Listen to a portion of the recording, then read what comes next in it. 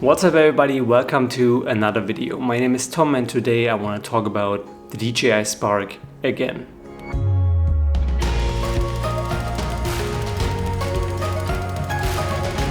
So after my last video on why I wouldn't recommend buying the Spark after I have used it over the last 6 months, I got some pretty negative feedback from people writing things like that I'm an idiot and I didn't know how to use the drone properly, and that kind of hit me because even though I'm not an expert at all and this is all me learning stuff and discovering stuff, I thought I knew how to use the Spark properly, or at least for the things that I wanted to use it for. But then I discovered the YouTube channel from the guy Francis Derricott from Scotland, I guess, and he totally blew me away. This guy definitely has the best YouTube channel talking about the DJI Spark, period. And that got me really ambitious because then I thought, if this guy can create such awesome stuff with the Spark, then I can at least step up my drone game a little bit in 2018.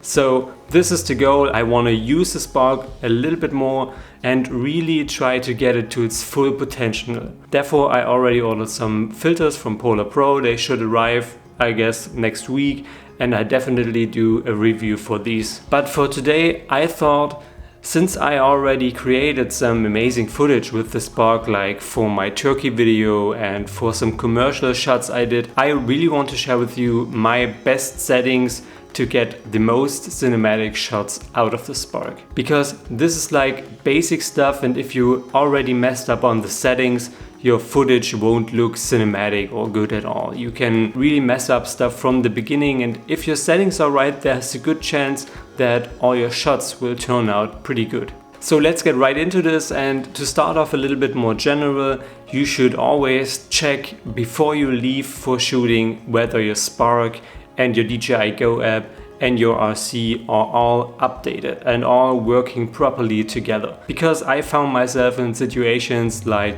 when the Spark wasn't on its newest update and the drone would just refuse to go up in the air. Or I had it happen to me that I wanted to do an update on location and the DJI Go app just would always crash when I started the update. So I couldn't fly at all because there was no Wi-Fi nearby.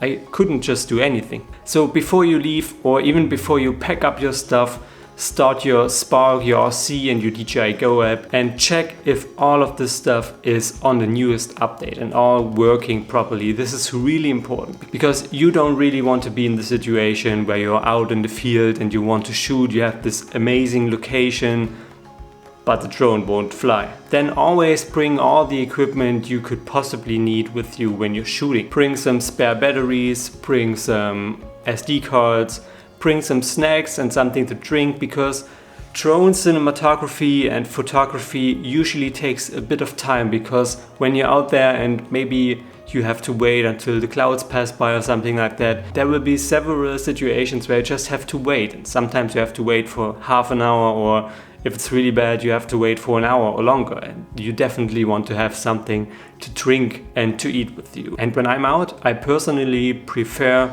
the Cliff Bar snacks. They are just pretty delicious.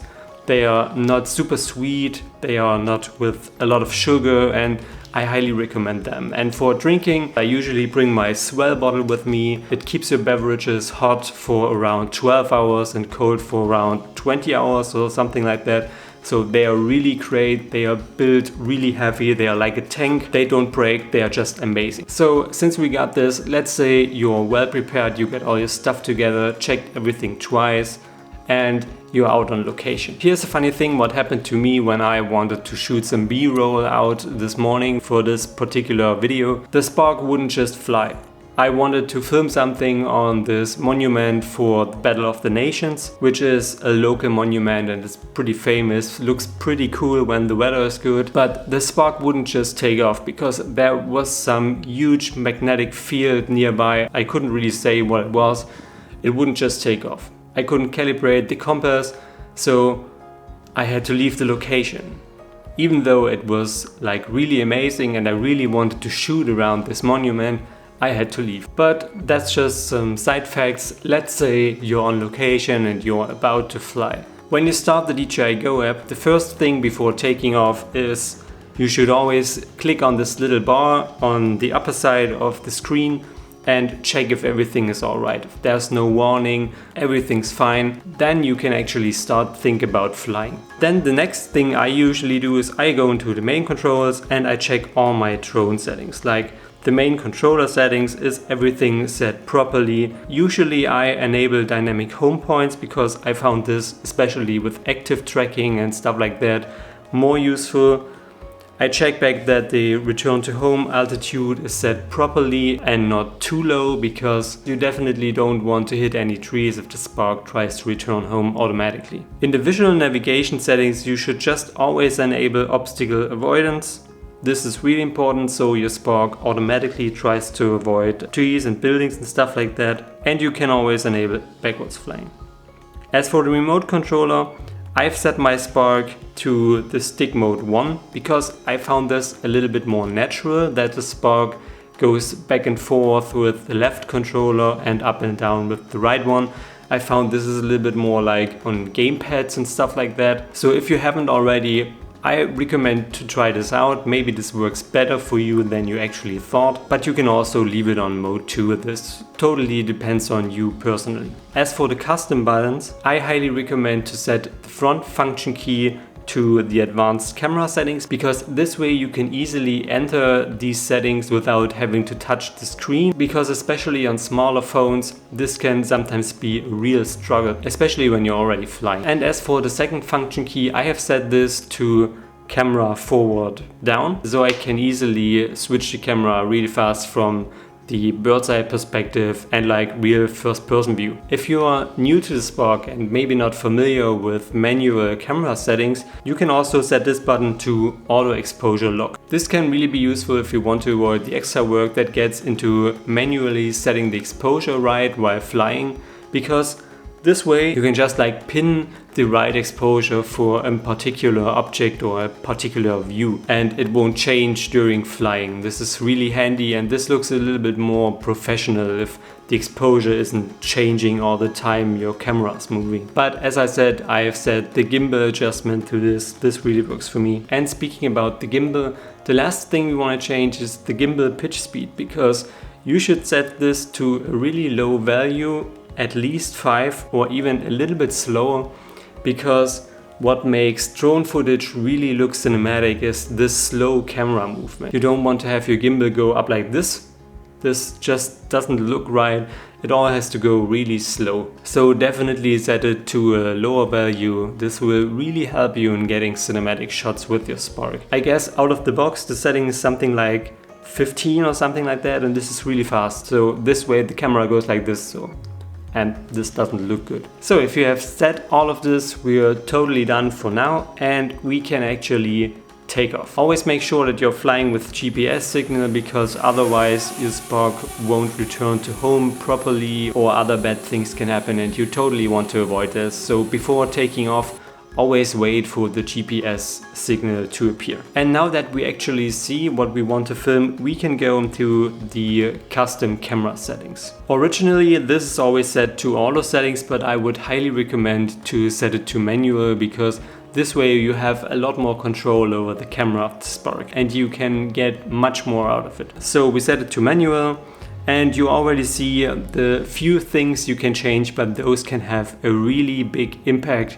on your footage. Like you can change the shutter speed, and the 180 rule that applies to your DSLR and your video cameras also applies to drones. So you should try to keep the shutter speed as low as possible. The best would be around 60 if you're shooting at 30 frames per second, but without any ND filters this is mostly not possible. So for now, to properly expose the image, we can set the shutter speed to 100, and we don't have to change the ISO here because it's already bright enough. As for the video settings, you cannot change anything at all for the Spark.